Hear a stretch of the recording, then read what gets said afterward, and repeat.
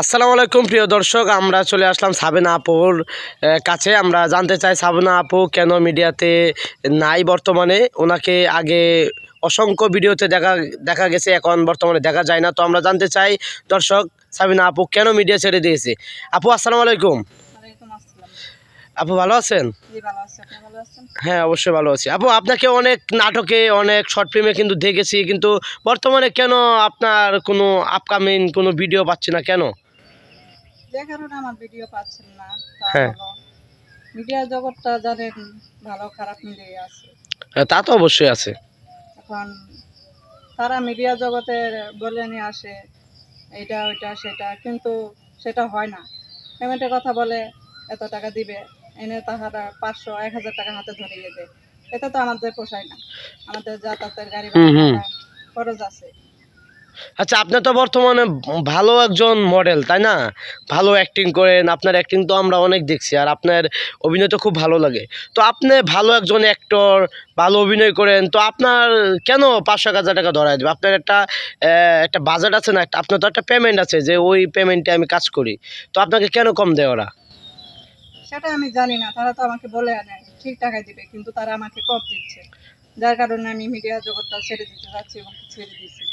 সবাই কি এরকম করে? যাদের সাথে কাজ করেন সবাই কি এরকম করে? না, সবাই এরকম করতো না, কিন্তু ধরেন সবাই এরকম করে। তাহলে এক কাজ করেন, যারা এরকম করে তাদের তাদের সাথে কাজ করবেন না, যারা করে না তাদের সাথে করবেন। তো মিডিয়া কেন ছেড়ে দিবেন? এর পিছনে কি আরো অন্য কোনো কারণ আছে, যে অন্য কোনো কারণে আমি মিডিয়া ছেড়ে দিতে চাইতেছি? হ্যাঁ, অন্য অন্য কারণ তো আছে। হ্যাঁ, আমাদেরকে একটু তাহলে বলেন যে আপনার কি কি কারণে আপনি মিডিয়া ছেড়ে দিতে চাচ্ছেন। যেমন মিডিয়া জগৎটা আমি ছেড়ে দিতে চাচ্ছি কারণ মিডিয়া জগৎ আপনারা জানেন খারাপ ভালো সবই আছে। তারা ডেকে নিয়ে আসে একটা করাবে, কিন্তু তারা পেমেন্ট কম দিবে। তারপরে বোঝেনি তো খারাপ বিষয়টা কি অফার দেয়, যার কারণে আমি এগুলো মানতে পারিনি, তাই আমি মিডিয়া জগৎটা ছেড়ে দিতে চাচ্ছি।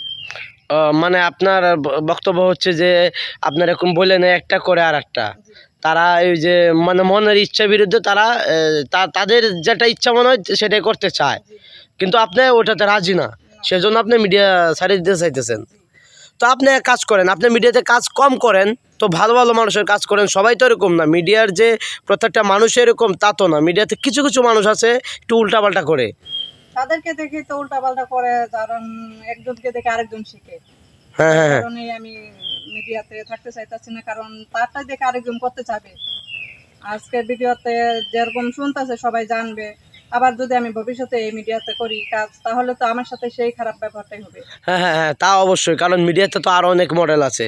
মানে তাদের উদ্দেশ্যে আপনি কি বলতে চান, যা মানে আপনার ছাড়া যে আরও মডেলরা কাজ করে, তাদের উদ্দেশ্যে আপনি কি বলতে চান? তাদের উদ্দেশ্যে বলতে চাই, যারা কাজ করে তারা হয়তো কে মেনে নিতে পারে, কে পারে না।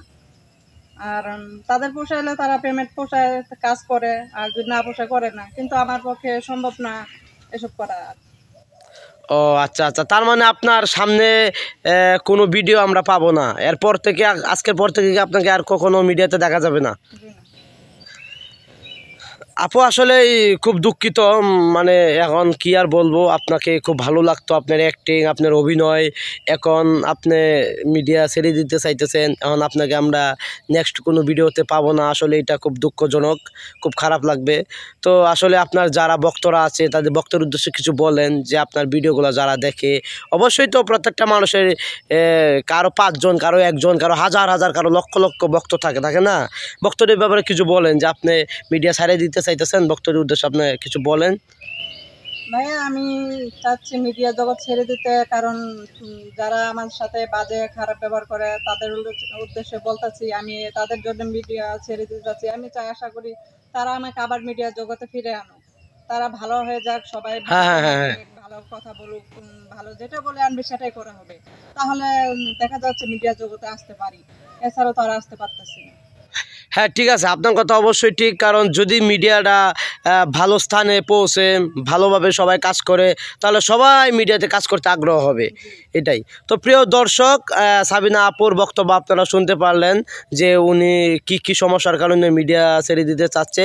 তো অবশ্যই আমরা আপনাকে বলবো একটা কথাই, যে আবার মিডিয়াতে ফিরে আসেন, ভালোভাবে কাজ করেন, খারাপ দিকে আপনি যায়েন না, ভালোভাবে কাজ করেন, আমরা যেন আপনাকে সবসময় সাথে পাই, ভালো ভালো ভিডিও আমরা দেখতে পাই।